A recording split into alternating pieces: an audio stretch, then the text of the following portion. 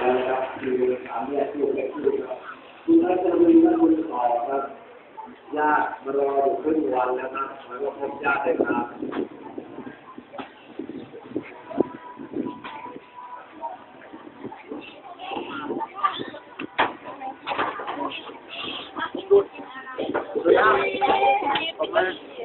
แล้วทีนั้นมันก็ได้ต่าง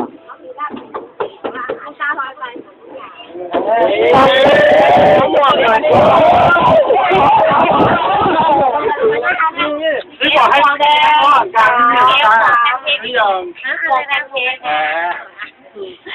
ไอ้ปุ้ยพ่อใส่หมวกให้ลูกหน่อยอยากเล่นเต่าต่อ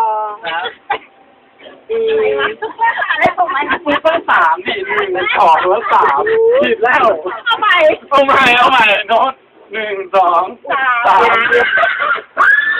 ออกมาร้อง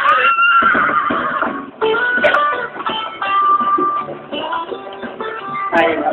บอกทางซ้ายก็บอกแกหยิบไม่ถึ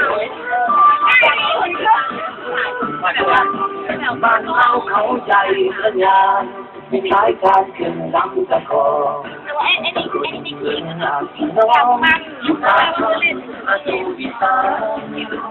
ธรรมชาติเป็นงานเป็นงานเป็นสุขยา